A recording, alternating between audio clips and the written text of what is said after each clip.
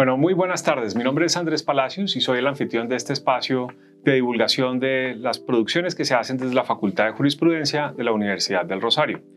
Hoy me acompaña Walter Arévalo, es posiblemente el autor más prolífico de la Facultad de Jurisprudencia. Walter viene a contarnos sobre un libro en el que él es coautor y coeditor, que salió hace poco, de Routledge Open Access sobre Derecho Internacional Público. Walter, bienvenido. Querido Andrés, muchísimas gracias. Qué buen espacio, qué idea tan pertinente y pues muy agradado de estar aquí. Bueno, Walter, este es un libro que sale publicado Open Access por Routledge. Es un libro escrito en inglés.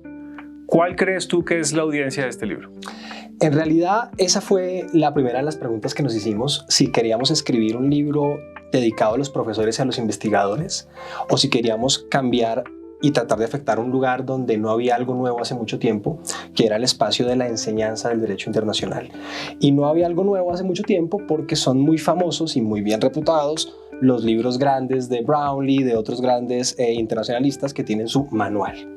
Y la manualística en derecho internacional pues tiene tradiciones muy arraigadas y decidimos que si queríamos afectar el sector de la enseñanza desde una perspectiva multicultural, enfocada también en estudios críticos, podíamos hacer algo nuevo, un manual distinto, un libro de investigación /manual /textbook, ya hablaremos de esas categorías, pero dijimos, tiene que ser Open Access porque de nada sirve seguir tratando de lograr un nicho que es las personas en Estados Unidos que compran el libro de $400 para estudiar y no llegar a otros lugares. Entonces ahí fue donde apareció la idea y la lucha por el Open Access. Ok. Cuando uno mira el índice del libro, aparecen como varios temas muy interesantes, ¿no? No sé si nos quieres contar un poco de la estructura del libro. A mí me llamó mucho la atención la parte que dejan el tema de derecho internacional económico para el final. Cuéntanos un poco la estructura del libro, cómo lo pensaron. Claro, es un trabajo colaborativo en donde realmente encuentras varias fases y varias instituciones tratando de incidir en esa estructura y en la forma en cómo se construyó el índice, por decirlo de alguna manera. El libro sale de una iniciativa de la Sociedad Alemana de Derecho Internacional que reunía para un efecto más bien particular, que era una conferencia sobre debates jurisdiccionales en la Universidad de Bonn, abre una rama de un proyecto que ya existe en Alemania, que es el Open Rechtswissenschaften, que es las ciencias abiertas. Y en ese proyecto, pues hay ya un movimiento de Open Access para otras culturas. Entonces, para la mecatrónica, para la ingeniería. Y se dice, ¿cómo no va a estar el derecho representado en este movimiento de las universidades alemanas del Open Rechtswissenschaften? Entonces, crear una idea de Open Access solo para derecho. Ahí entonces se abre una convocatoria.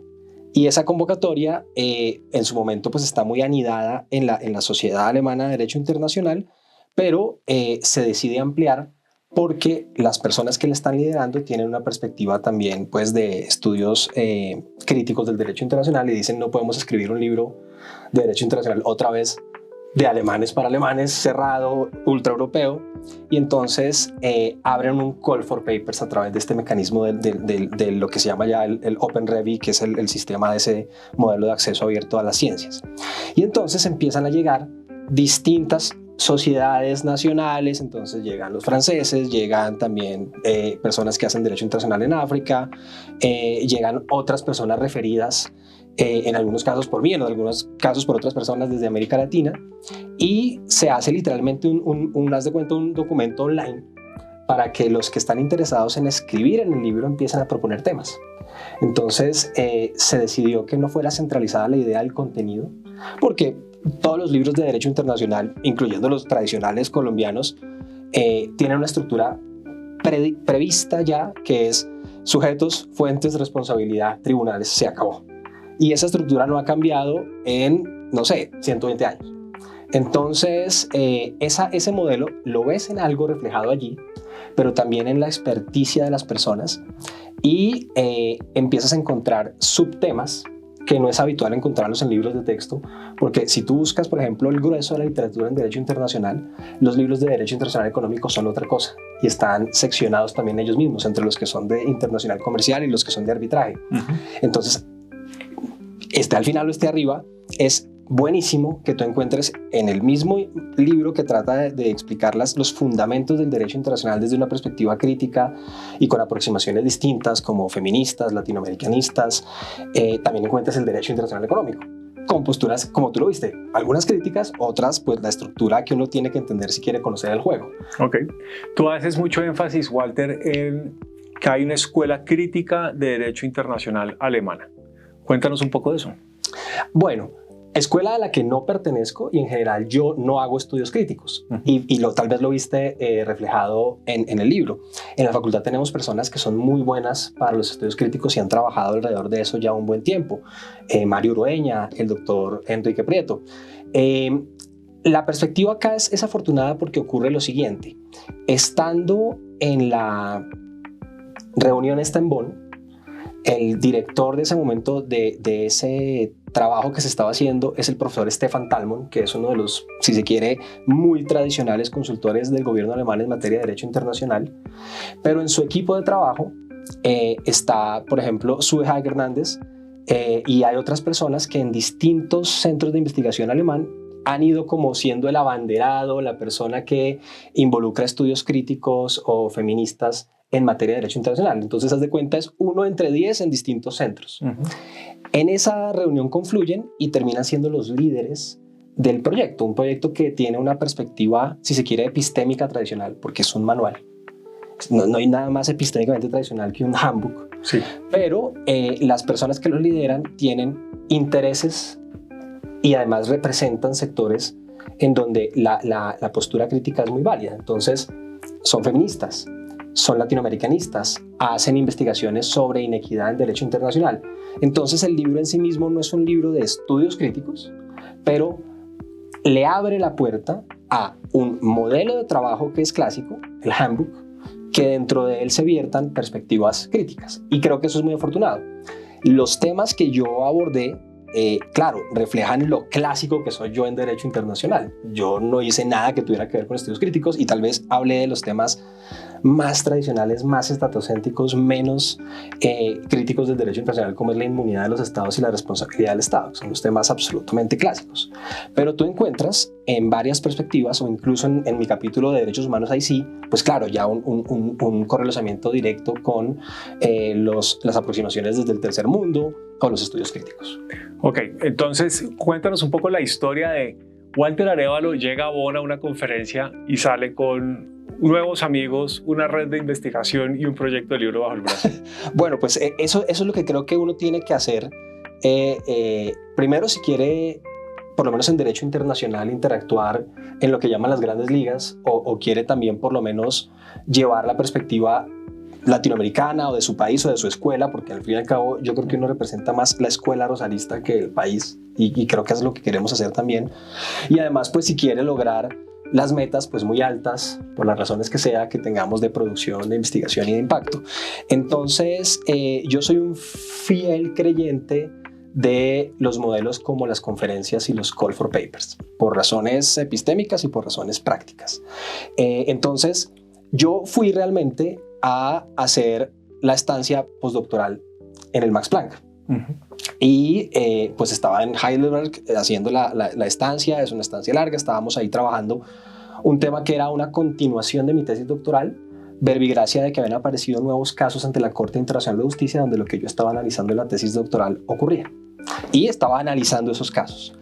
Y llega el Call for Papers por vía de una división de la Sociedad Alemana de Derecho Internacional, que es la sociedad de estudiantes doctorales de la Sociedad Alemana de Derecho Internacional, entonces que tiene una especie como de grupo de trabajo. Y mandan un call for papers de una conferencia que quieren hacer en Bonn sobre oposiciones a las jurisdicciones internacionales. Un tema absolutamente técnico de derecho internacional, de cuenta como los desarrollos en materia de las excepciones preliminares en el derecho procesal. Una cosa así supremamente específica. Pero mi tesis, y también eso es lo que uno tiene que aprender a hacer, es capaz de reconvertir mi tesis, que era sobre si Colombia cumplía o no la sentencia en el caso Nicaragua contra Colombia. Uno es capaz de reconvertir eso a un problema de jurisdicción si se lo quiere presentar a ellos así. Y a contarles el cuento. Mire, ustedes están hablando de los tribunales internacionales, venga, les cuento el caso más raro, más tropical, más complejo de un estado oponiéndose a la jurisdicción. Entonces lo reconvertí para lo que Bonn necesitaba, lo presenté y en ese espacio en los almuerzos hay que ir a todos los almuerzos, en las cenas hay que ir a todas las cenas, en las esquinitas no hay que irse a encerrarse mientras está son 3 días, hay que aprovecharlos. Entonces, en los espacios finales, pues justamente estaban hablando de la reelección y los cambios que había que hacer en los momentos electorales de la sociedad y de este proyecto que ya estaba encaminado porque pues Max Milas, los demás que son los editores, también estaban en la conferencia. Entonces, claro, empiezan a hablar de eso y pues uno se acerca y les dice sin ninguna vergüenza, oiga, cuenten conmigo el tema que quieran. Y pues ya me habían escuchado hablando de jurisdicción, me habían escuchando de un problema de responsabilidad internacional y dije, mire, esos temas que les parecieron interesantes en la conferencia y que ustedes me hicieron comentarios, como yo les hice comentarios a sus ponencias, si quieren los trabajamos. Entonces salieron las 2 tareas. Haga el paper de la conferencia que fue publicado en el Heidelberg Journal of International Law y de esto siéntese a trabajar ahí pues en el tiempo que le quede en el Max Planck en el libro. Y además había pasado algo interesante y es que yo les acababa de contar que había trabajado con Andrés Rousset, un profesor que hemos traído acá visitante de la Universidad de Mendoza. Queridísimo Andrés Rousset. Entonces, que habíamos trabajado con él en escribir para Oxford. Oxford tiene una serie que se llama Oxford Bibliographies in International Law. Y otro de esos cuentos editoriales chistosos. Yo entré a buscar información sobre un tribunal y cuando empecé a buscar dije, ay, no hay ningún capítulo sobre la Corte Interamericana de Derechos Humanos en el Oxford Bibliographies on International Law, donde tú esperas que esté todo. Entonces le escribí al editor, le dije, no lo hay, ¿lo puedo escribir? Y me respondió que sí. No me están pagando, pero entonces es un libro en Oxford que tiene validación por Scopus y que nos sirve a la facultad de nosotros y a divulgar el sistema interamericano. Entonces nos pusimos a escribir eso con Andrés. Yo les conté que había pasado eso porque acababa de pasar y me dijeron, oiga, ¿por qué no hacemos un capítulo? Proponemos que de todas maneras esto tenga un capítulo sobre sistemas internacionales de protección de derechos humanos, que no es un tema clásico del derecho internacional, como no lo es el derecho económico.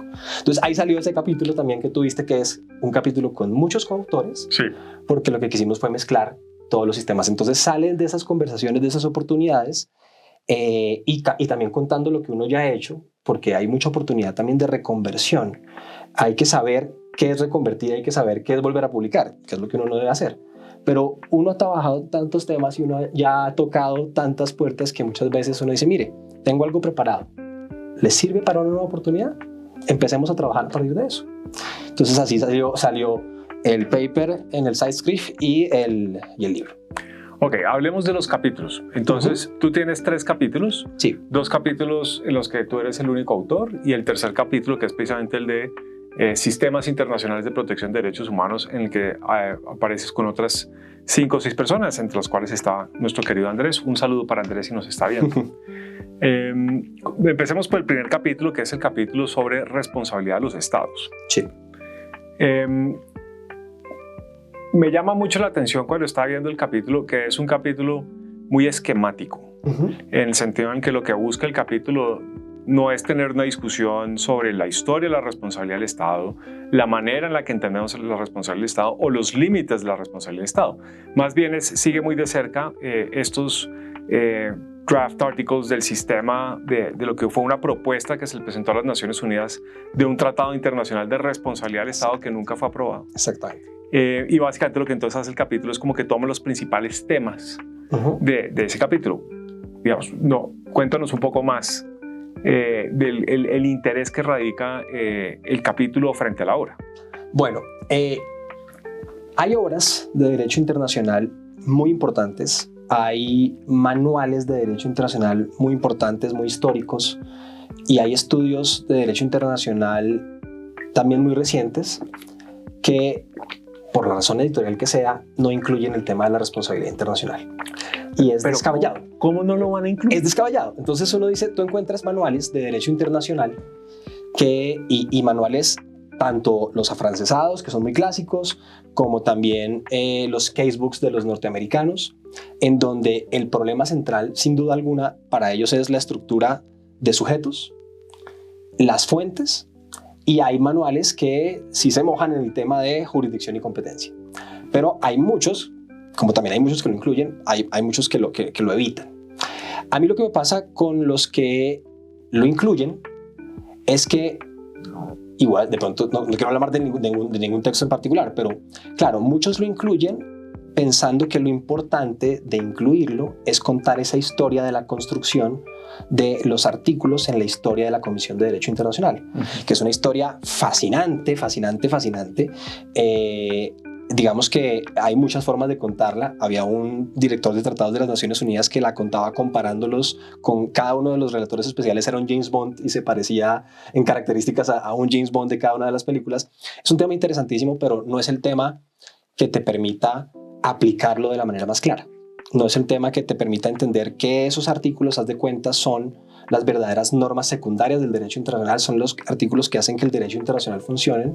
Y a mi gusto, esa resolución, la 5683, es la norma más importante del derecho internacional. Cuando dices normas secundarias, lo dices como en el sentido de... Hartiano total. Okay. Es decir, realmente esos artículos, uno puede decir, detrás de cada norma primaria, detrás de cada contrato, esa es la maquinaria que hace que funcione. Sí. Entonces tú entiendes cualquier tratado, cualquier obligación, cualquier costumbre, su exigibilidad, la atribución por su incumplimiento, todas sus exclusiones de ilicitud, la forma de invocar, saber si tienes standing para reclamarlo a través de esos artículos.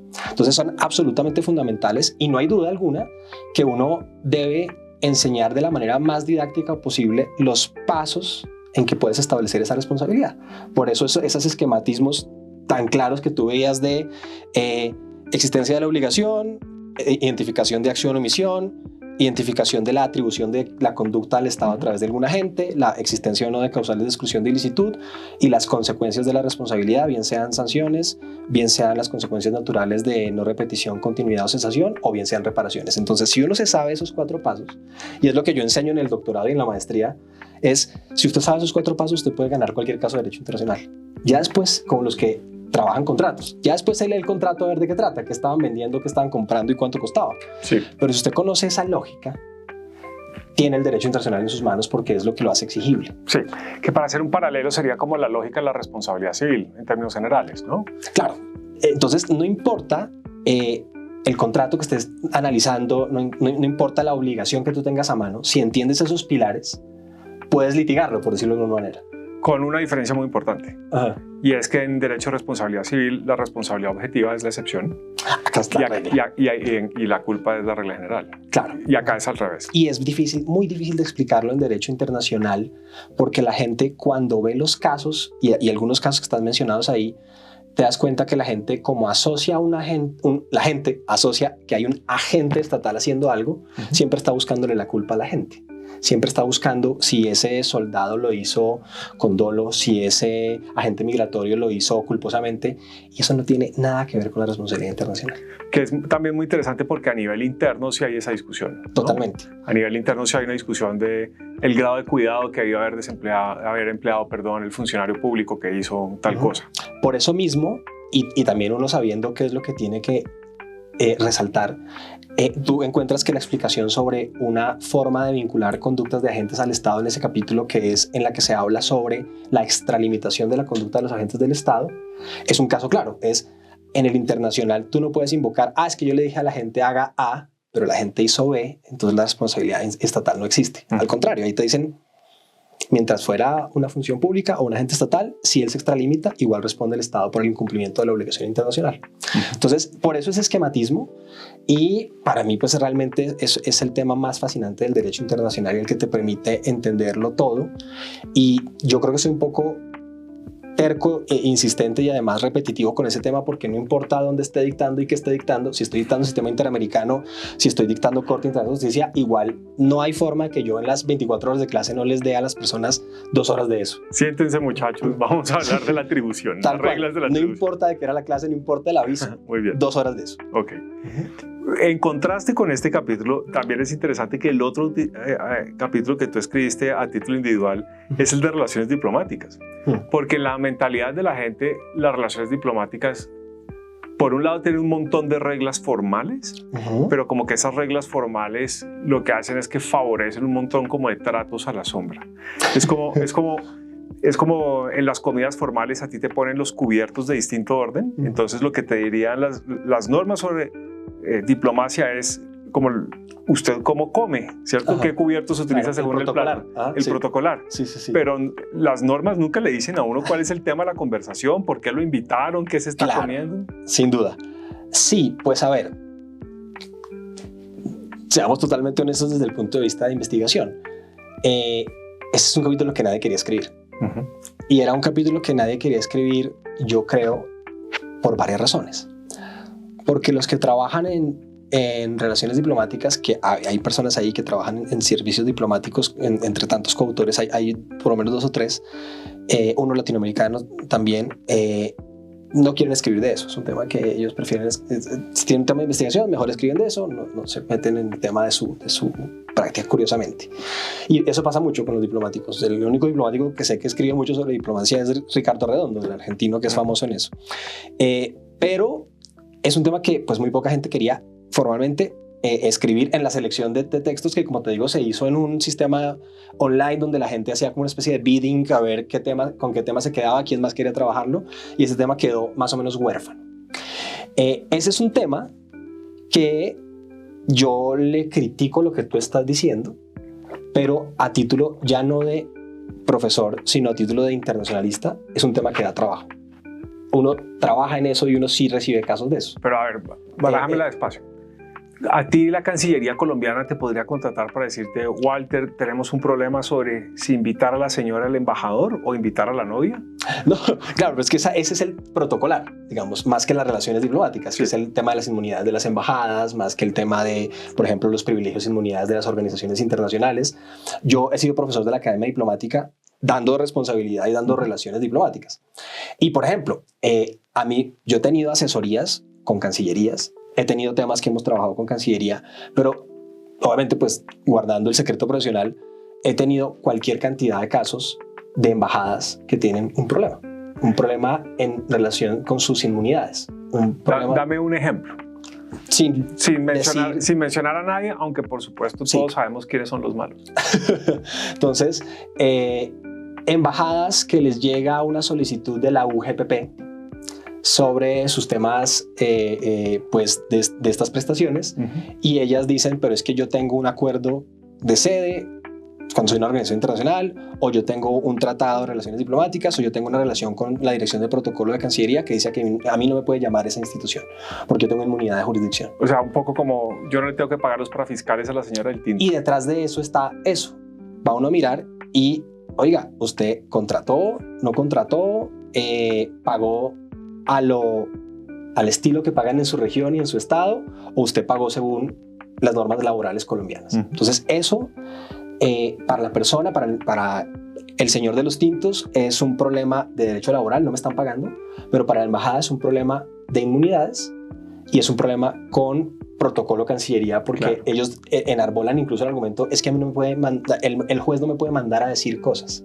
El que me tiene que decir algo, si es que fuera, es la dirección de protocolo de la Cancillería. Mi par. Entonces, con el que yo me entiendo. Totalmente. Entonces, de eso hay los casos que tú quieras. Y además, en países como Colombia, hay problemas sobre cómo realmente interpretamos esas normas, porque las normas de las inmunidades de las organizaciones internacionales son totalmente distintas a las de los estados. Las dos las tienen, inmunidades de jurisdicción, inmunidades funcionales, pero el origen de esas normas es diferente. Entonces, una cosa es la inmunidad consuetudinaria de jurisdicción de una embajada, otra cosa es lo que haya pactado el Fondo Monetario Internacional en Colombia en su acuerdo de sede, como cuáles son sus inmunidades. De acuerdo. Entonces, súmale a eso ahora que si se estrella el diplomático, que si el diplomático dice, oye, ¿por qué me están cobrando el IVA? Oiga, y es que un delito, me llamó la fiscalía. Entonces, todo eso da una enorme cantidad de trabajo a los internacionalistas. Y yo he trabajado en eso y pues dije, mire, ¿cuál es la perspectiva? Tal cual lo que tú intuías. ¿De qué quieren el capítulo de relaciones diplomáticas? Si lo escribe alguien que trabaja en relaciones internacionales, es otro cuento. Si lo escribe el profesor de protocolo o el director de protocolo de la Cancillería X, es otro cuento. Es el tema del protocolar, de los usos diplomáticos. Literal, ¿cómo pongo la bandera? ¿Para qué lado mirando?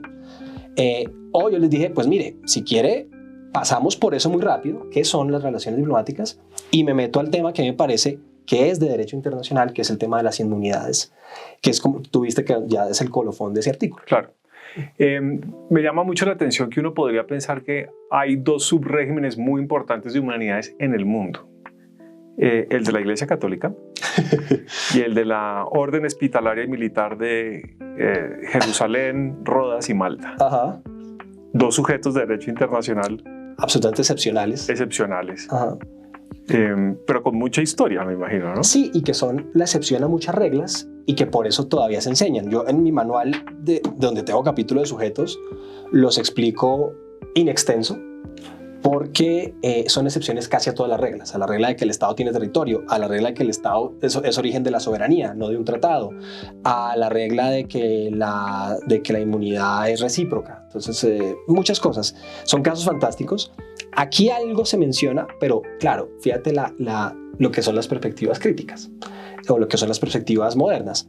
Ya eso en manuales con una perspectiva más multi-perspective approach, como él mismo se dice, es el tema veintejuliero, es el tema clasiquero que a la gente no le interesa. Ellos quieren abordar los nuevos sujetos.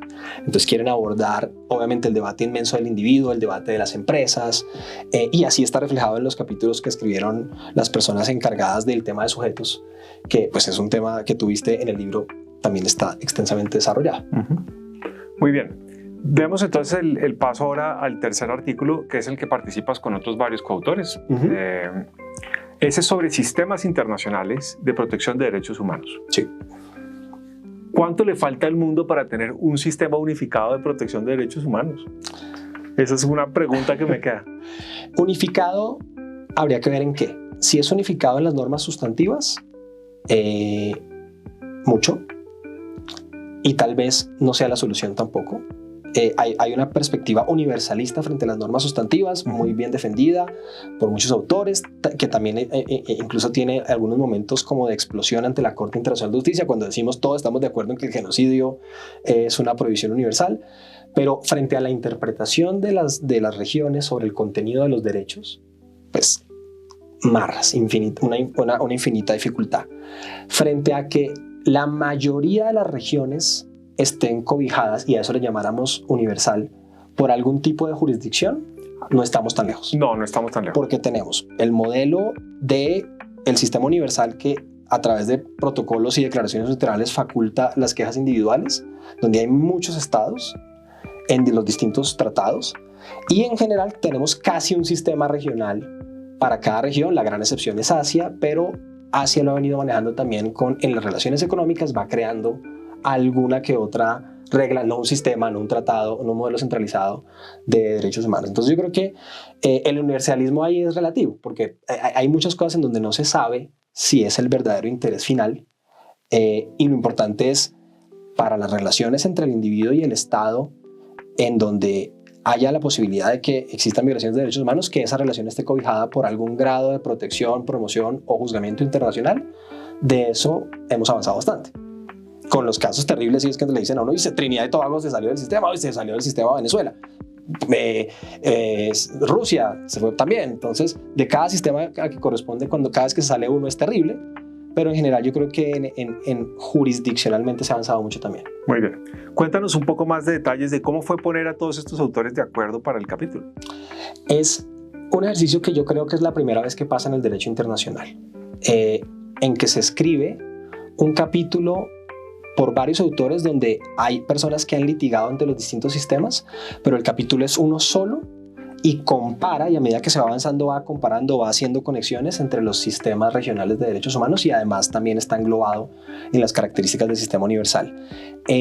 Realmente lo difícil fue reducir el número de autores. Había mucha gente que quería trabajar en eso, y había mucha gente que decía, yo puedo escribir la comita sobre control de convencionalidad, y el otro quería escribir la comita sobre tortura en el sistema europeo, y ya había un punto en que decía, no podemos ser tantos, porque las mismas revisiones entre nosotros no vamos a dar abasto. Claro. La comunicación que uno hace cuando tiene un coautor, tú has trabajado con coautores, y es uno pues se relee, lo lee, le comenta, le quita la coma, le sube la coma, le dice, ¿y por qué no dijiste esto? Es un trabajo muy importante el de las coautorías, pero también es desgastante. Entonces, si son 20, si son 30, es muy difícil. Entonces, lo importante es que sí quedaron todos representados y que además había circunstancias interesantes. Por ejemplo, expresamente, si tú miras lo que escribimos sobre el sistema interamericano, no solamente estuvo Andrés. Ahí está también Verena Kahl, que es una alemana que hizo una visita profesional en la Comisión Interamericana. Muy bien, Walter. Entonces nos has contado un poco la génesis del libro, nos has contado las ideas detrás de los capítulos. Cuéntanos ahora cuál es el futuro que tiene el libro, además de que esperamos que sea muy consultado.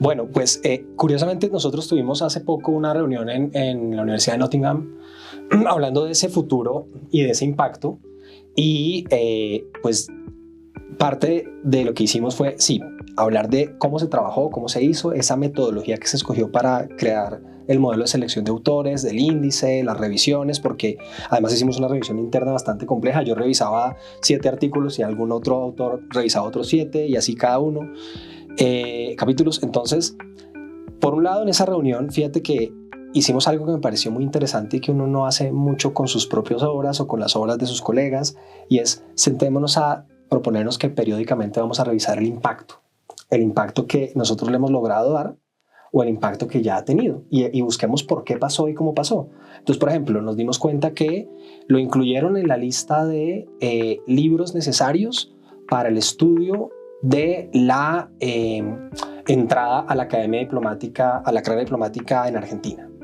Lo citaron en 2 amicus curiae para la Corte Interamericana de Derechos Humanos, que está en curso por el caso de Derecho del Mar y Medio Ambiente. Entonces lo citaron ahí, que ya está citado en 2 obras de 2 autores que dijeron, mire, lo voy a ir poniendo preparativamente, lo que está ya en working paper, pero lo citaron. Fue citado en una demanda en una jurisdicción europea, no me acuerdo cuál, y alguien ya puso, mire, y es que lo que dicen sobre tal cosa, acá está una fuente doctrinal. Ese ejercicio me pareció fantástico porque uno piensa que tiene, y sobre todo en derecho nos dicen eso, los artículos en su ciencia tienen un impacto que se mide bien 5 años después. Esto es totalmente cierto para el aparatico, para el Google Scholar, pero me pareció muy interesante ver a dónde había llegado ya. Hay una discusión que se dio a verbigracia del contrato con Routledge, que fue muy generoso, y es que pues todas estas personas, todas estas organizaciones involucradas, también mucho lobby de gente muy importante, pues ahí estaba Anne Peters, que pues es la presidenta del Max Planck, esa autora también. Entonces, pues ese lobby yo creo que tuvo mella en Routledge para permitirse algo que no es muy habitual, y es que en un libro que sabe que puede vender como textbook, lo ponga open access y sepa que lo vende en físico y que lo vende barato porque no es hardcover y la cosa. Entonces, parte de la cuestión fue, bueno, ¿cómo a futuro mantener eso si queremos hacer reediciones? Y ya se está hablando para que entonces ellos se comprometan con nuevas ediciones, pero que esas ediciones mantengan ese modelo. En internet está todo gratis. Si quieres comprarlo, es un libro barato, no es un libro de muchos cientos de dólares, típico de derecho internacional. La otra cosa es, desde el punto de vista editorial, ya hablamos un poco de lo de fondo, de lo editorial es el modelo de Open Data Wissenschaft. Lo que hace es que tú tienes una especie de wikibooks de lo investigado. Hay una versión de esto que es un wiki, totalmente un wiki, una Wikipedia sobre esto, y está online. La pregunta es si en el modelo Open Access que se va a lograr establecer con Routledge, eso se debe seguir alimentando.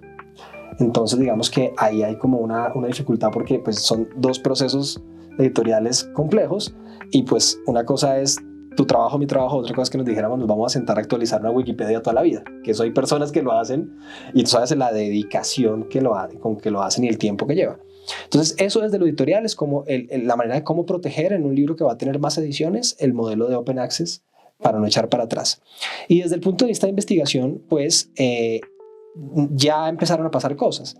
Una parte de la perspectiva que tuvimos ahí, también a verbigracia de esos encuentros, de esas mismas redes de investigación, pues nos invitó Jorge Contese y el American Journal of International Law a publicar un pedazo del trabajo que era nuestra perspectiva sobre la resistencia o la incorporación de las opiniones consultivas en el sistema interamericano.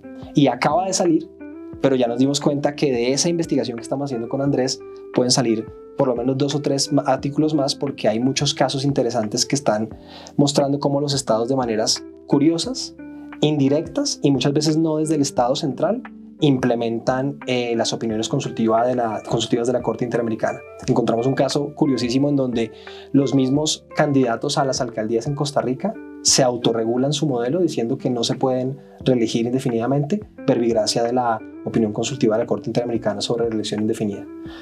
Pero eso no se los mandó a hacer el Estado central, fue un tema más bien como también autorregulado. Entonces estamos investigando esas cositas que tienen mucho que ver con nuestro pedacito de resistance and backlash al sistema interamericano ahí en el libro. Eso está muy interesante. De la mano con esto que nos cuentas, una de las cosas que a uno siempre le queda de trabajar en una obra colectiva es pues una red, ¿no? Cuéntanos un poco de para dónde ves que esta red va a evolucionar o para dónde va, ¿no? Claro. ¿Cómo se está moviendo? Esta red tiene varias ventajas y ha servido para varias cosas. La primera, que yo creo es la más gratificante para mí, es que pude llevar una red que yo ya tenía a esta. Nosotros en la universidad creamos hace un tiempo la Red Latinoamericana de Revistas de Derecho Internacional. Y en esa red es donde se alimenta, por ejemplo, la relación con Andrés Rousset, con Lucas Lima, que está ahí, con otros autores latinoamericanos. Muchos terminaron encontrando una palestra distinta. Yo ya estaba ahí por otras razones mías, pero logramos que personas que son expertas en unos temas interesantísimos entraran como a este entorno europeo de redes, de la ESIL, de las sociedades nacionales, y creo que eso fue importante porque ellos lograron ese paso, pero también los alemanes, los franceses se dieron cuenta de que eso servía. Entonces ya han pasado varias cosas. Entonces hemos invitado a varios de estos editores y autores europeos a eventos en América Latina, también en viceversa. Nuestro congreso internacional del año pasado lo abrió Stefan Talmon. Entonces como que se ha generado una conexión ahí sí de los dos continentes, tanto porque ya existían redes preconstruidas que eran abiertas, como por la obra. Entonces creo que eso es una noticia muy buena. La otra es que, claro, de esto sale una agenda de investigación que se mantiene, porque hay liderazgos. Entonces, por ejemplo, Max Milas ya está proponiendo otros call for papers. La misma sociedad alemana pues ya también le dio una importancia, Sociedad Alemana de Derecho Internacional, quiero decir, ya le dio pues una importancia al libro y está buscando hacer obras parecidas en otros sectores del derecho internacional. Entonces, que si se hacen uno solo de derechos humanos, que si se hacen uno ya muy particular sobre jurisdicción. Entonces como que también no es que se inventara algo, pero se dio un buen ejemplo de funcionamiento de un modelo de obra colectiva con red, con una perspectiva abierta, que pues le abre los ojos a personas y yo quiero hacer algo parecido con mi tema A o B. Entonces eso ha sido muy, muy valioso. Ok. Walter, ya para terminar, ¿cómo le venderías tú este libro a personas que tienen un interés en derecho internacional pero que no lo conocen mucho? ¿Por qué crees que nosotros deberíamos leer esto? Bueno, ahora sí, volviendo a los modelos de lo que son los libros en derecho internacional. A esas personas que quieren conocer el derecho internacional, uno necesariamente los refiere a lo que nosotros en América Latina llamamos un manual. Y el manual es una revisión muy ordenada, muy clásica de los temas de derecho internacional desde una perspectiva muy teórica para que la persona se entere del ABC.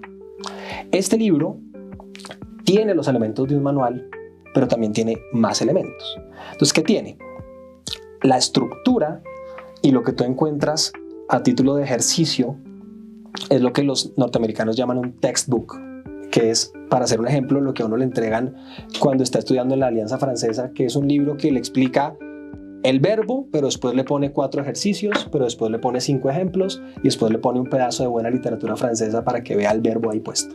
Es un libro de enseñanza, tiene mecanismos de enseñanza. Entonces, en este libro, aparte de que van a encontrar el ABC de lo del manual, sujetos, fuentes y, Dios quiera, responsabilidad, van a encontrar el desarrollo de las áreas, los regímenes, los debates sobre lo que compone el derecho internacional, tanto en jurisdicciones como en temas. Muy completo. Tuviste que está el derecho internacional penal también reflejado, está el derecho internacional económico, están los sistemas regionales de derechos humanos, están las perspectivas regionales, los mecanismos de integración, las perspectivas feministas, las perspectivas críticas y el ABC. Pero a todos esos los empaquetas en un libro que tú vas al QR y entonces tienes acá hay un ejercicio, entre a ese código y va a encontrar un test o va a encontrar un ejemplo. Entonces es un libro que puede tomar cualquier estudiante o cualquier interesado, pero también cualquier profesor del mundo y decir, este es el textbook de mi clase.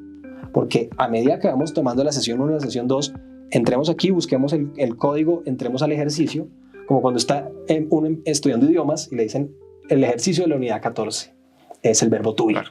Y ya está. Entonces eso lo tiene ese libro y no había pasado antes. Ese modelo no existía y mucho menos en Open Access. O sea, tiene una dimensión pedagógica explícita y clara que busca facilitar la manera en la que el estudiante, que puede ser un estudiante de pregrado, de posgrado, puede ser un profesor, se acerca al tema. Exactamente. Y digamos, se acerca a bajo costo cuando compra una copia física, gratis cuando se acerca a internet, y básicamente el elemento pedagógico le va comentando al lector cómo relacionarse con el material. Exacto, y además el elemento pedagógico es digital, pero también es escrito porque, por ejemplo, tú encuentras los códigos QR para entrar a actividades particulares, pero el libro, insisto, el símil mejor es el libro de inglés. Entonces tiene, antes de leerte este capítulo, léete el capítulo 1, porque si no has leído sujetos, no entiendes este. Antes de leerte este capítulo, léete el de jurisdicción, porque si no entiendes esta corte. Eso lo tiene el libro y esa vía de explicación, esa conducencia al estudiante es fascinante y le faltan muchos libros muy buenos, muy clásicos, que no tenían una perspectiva pedagógica, sino una perspectiva muy lectiva, muy magistral.